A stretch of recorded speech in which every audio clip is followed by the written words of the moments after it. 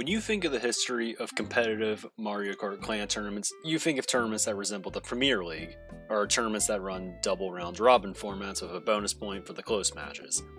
And though it originally started with the World Clan League on MK and continued all the way through MKU on MK8 for the Wii U, no tournament in MK history has made the connection as obvious as Mario Kart 7's Prime League.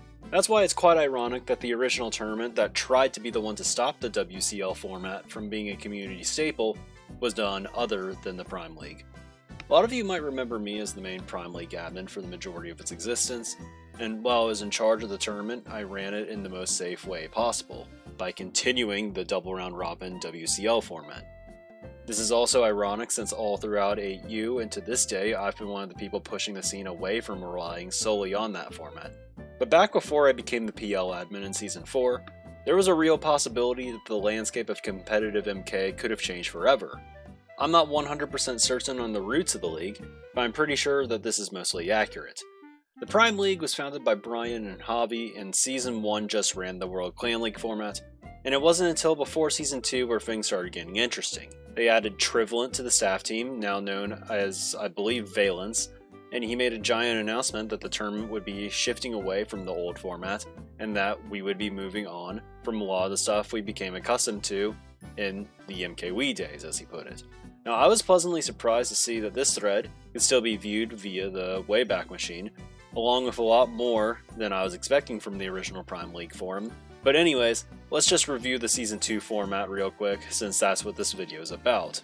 So, when we take a look at this post, there's a few things that pop at the eye. Now, it's funny to see a 2012 post referring to the MKWii days like it's still not going to be active in 2021, but the thing that's interesting to note here is that we, back in this time, were starting to wonder if the WCL format was washed, and that maybe we need to try something new.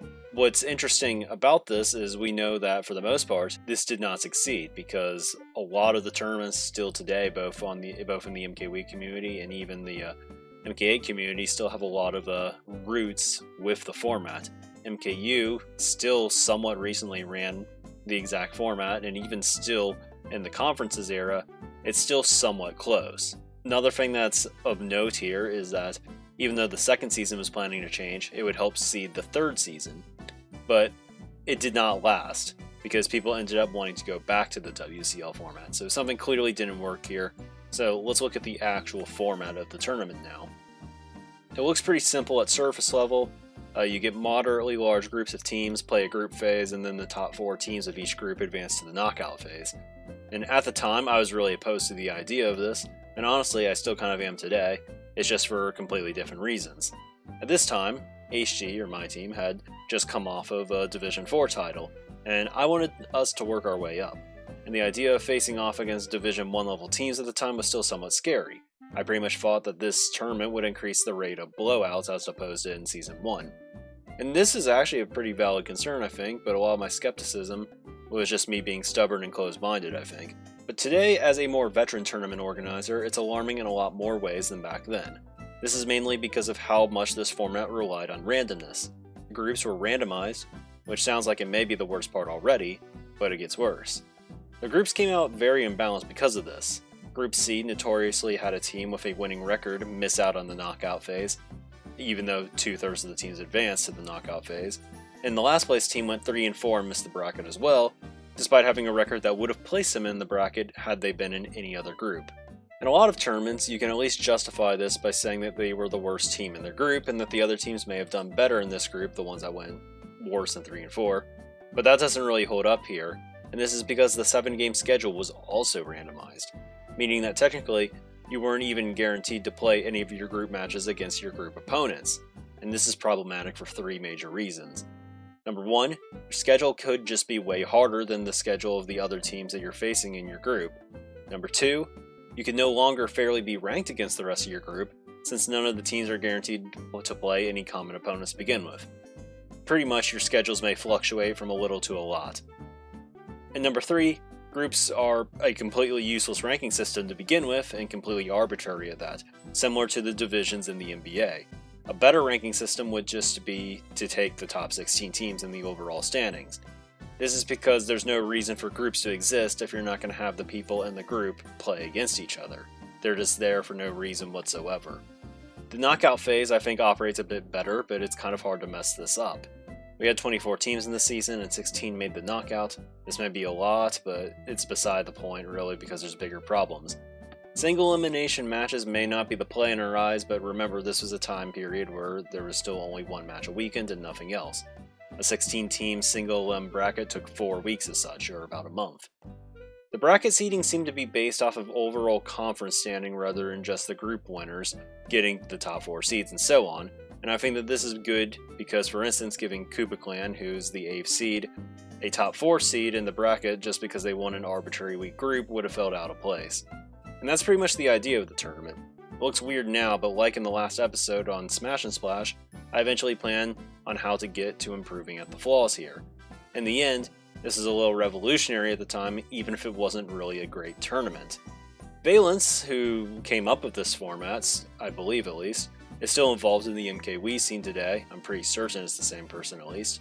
And he was the one who introduced the Mario Kart Pro series, interestingly enough, on Mario Kart boards. This is almost nostalgic for me in some ways because this thread introducing MKPS was actually very reminiscent of the original Prime League post that was made nearly 8 years earlier, I think. One theme remains very consistent here. It's the questioning of the Premier League format and how it will translate to a future in esports. One idea that I found myself agreeing with a lot is that shorter tournaments are ideal because you want things that can get hyped quick and produce memorable moments, and you don't frequently get that when running tournaments like the Prime League. One match a week, no guarantee of an epic finale, etc. Yet, this is all the community did for many years. The interesting thing to me is that while this thread was made in 2019, we actually had experimented with the shift from the WCL format long before with PL Season 2. It was the first team tournament I ever played that didn't involve divisions in any way whatsoever, so that was what made it an event that I remembered for many years down the road. Season 2 was still very early in the life of the Prime League, so there were a lot of unknowns going into it. We had divisional results from the first season, but this didn't really prove as much in the big picture, since the initial seedings for Season 1 were kind of just a guess to begin with. Some teams were better at MK7 than MKW, while others were worse, or vice versa. It made things really hard to judge. MK8D competition started off with a Swiss tournament because we recognized that us trying to judge all the teams early off of an estimation could be a very bad idea. Running a tournament where any team can win just by playing well is typically a good idea early in the life of a game. As much as we all love MKU today, only 8 of 160 teams can win the entire thing in any given season. A lot of the reason I'm confident in saying this was the results of PL's Season 2. Now Season 1's Division 1 looks pretty close to the top, so the thought could have easily been that they got the few teams at the top correct. But looking more into it, I think that this is probably not the case. This became apparent when WEC and CB, the top placing teams in Division 2, would go on to be dominant teams for the rest of the league's existence. They just weren't placed in Division 1 to begin with, so for all we knew at the time, they may just be the 7th and 8th best teams, not favorites to win the tournament straight up. And Season 2 allowed us to see how they stacked up against the low-end D1 teams from the first season, as well as the high-end ones, and they delivered, and they may have not gotten the opportunity otherwise. Like I mentioned, I thought after the first season HG would likely just get crushed in most of our matches, since we were coming from Division 4 out of 5 in Season 1. I was a bit surprised to go 6-1 in our group, finishing it off with a win against the D2 champions in the final match of the group phase. We went on to place 5th out of 24, which was amazing to me at the time. We were expecting very little, and found out that we could legitimately win tournaments because the format allowed us to truly test ourselves.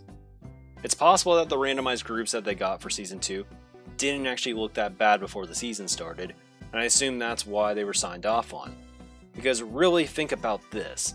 If we hosted the next Amplify and said that the groups would be fully randomized, and all of the MKU D1 playoff teams ended up in the same group, do you think it would be left that way? And the answer is of course not. There'd be a public outcry. Like, just imagine, all the D1 playoff teams in the same group in Amplify. Like, no, that's not going to happen. Even if it's randomized, it would be unfair. Unfortunately, we did not know anything about the reality of the MK7 scene so early on in the game's life. They would never allow 4 perennial D1 level teams in the same group like this, even if it was fairly randomized. The randomizer ended up putting HD, CB, WEC, and Mushroom Road, MR, all in the same group this season. But what's the issue here? It's just two D2 teams, a D4 team, and a new team to the scene. So why would the staff be alarmed at this point in time? Well, unfortunately, we knew so little at the time because putting 4 D1 teams in the same group is exactly what ended up happening here. This may sound crazy already, but this wasn't even a one-time occurrence. All the teams in this group were in D1 for back-to-back seasons, for that matter, and in the second season, these teams finished top 4 in D1 to top it all off. And while that sounds even more crazy, consider this. Not only did that just happen, these 4 teams also finished top 4 in D1 in back-to-back seasons. So, the thing is we did not know anything early in MK7's life, and, mistakes can be made, so there's still value to these types of tournaments. Now, we can't act like this was super horrible. I mean, it was still kind of bad because of the other 3, but Mushroom Road was not really a contender yet during Season 2, but it just goes to show how some carelessness and randomness in seedings can create a disaster scenario without people even realizing it. However, it didn't just end here. Group C probably looked fine before the Season 2. Aces and Kings were the D1 contenders the season before, but then they got 4th place in this group behind the Division 3, 3rd, and 5th place teams, and behind the Division 5 of 5 champion team as well. Without this format, Killer Apps, who ended up winning the entire tournament, would have likely been placed in the bottom division for Season 2. In summary, we don't know anything, and the groups that once probably looked fair were not fair at all, and the WCL format kinda got exposed by this. When all those teams are in the bottom 2 divisions despite having D1 level performances in the second season, you realize that maybe PL Season 2 had potential to showcase the unexpected, and that it does have a place in MK history because of it. Now, we're in an era now where MKU has got seedings down to a science at this point, so I doubt seedings will ever be as potentially messed up as it was early in the MK7 era. But these PL results shouldn't be ignored, especially early in the life of the game. In an era with dedicated casting, PL Season 2 it could have potentially gone down as the craziest tournament of all time, with how many upsets there were according to the seedings. The only thing I can think of that compares in recent history would be IF's Amplify 6 Grand Finals run, but even then, that was just one team going on a crazy run as opposed to 6 teams, where the least likely candidate of those 6 teams won the entire tournament. So like with the last video, I have a tournament format that I think is pretty flawed, but with some potential. How would I fix the flaws, and what do I think we could gain out of a format like this? Well, what sticks out to me is that this is a conferences tournament that has out-of-conference play, but unlike MKU, it's a format that anyone still has a chance to win. This on its own makes it an attractive format to me, because I think it can be ran and be a solution to some traditional flaws of our team tournaments. To start, I think you obviously don't want to randomize groups, but use a traditional seeding, but this step is one that is obvious. I know I mentioned earlier that for PL Season 2 it made more sense to take the top X teams overall, rather than the top 4 per group, but I think the best solution for a new tournament would be to just keep it as top 4 advancing, or whatever advancement number works the best, but instead, make teams play a consistent group schedule. This way, when a team gets 5th in a group and misses the knockout phase, it's because they got 5th place playing the same schedule as their group opponents, unlike in PL Season 2. I believe additionally, the group matches should be the only matches that affect group standings. So at this point, you have a pretty standard round-robin pool setup, but this is where I introduce the idea of the out-of-conference matchups. You could technically randomize these matchups, kind of like PL did in Season 2, but I think this isn't ideal. We ended up having to play the same team 2 weeks in a row because of the randomization, for instance. Instead, I think you could use out-of-conference matchups as a way to increase the amount of matches against teams of similar skill level. For instance, every team that's projected to win their group could have a set amount of matches against other teams projected to win their group.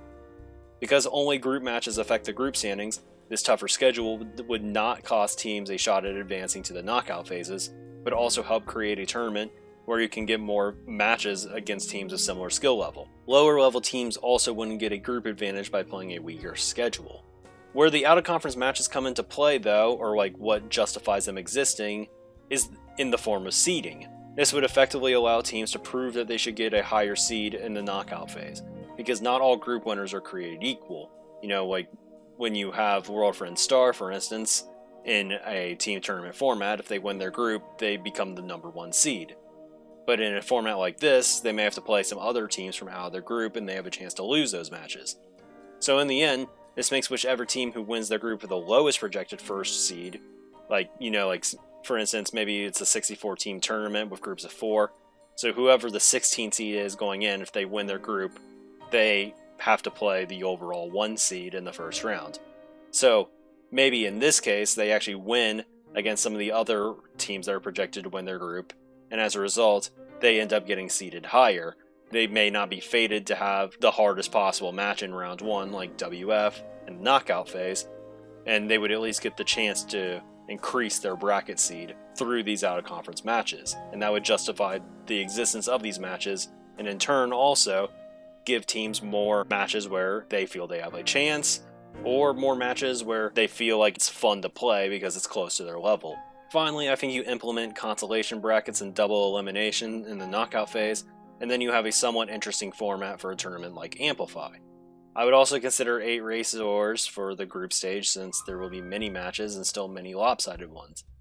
Maybe this format isn't one that desperately needs to be revisited. It's not like we have to run this or we're screwed or anything, but I find it still to be an interesting idea that's worth exploring, and maybe we could try it one time if enough people would be interested. And that's all I really have for today. Thanks for giving this a watch. I'm not sure what format comes next, but maybe when there's one worth talking about, I'll discuss it again in a new upload. Thanks for watching, and we'll see you in the next one.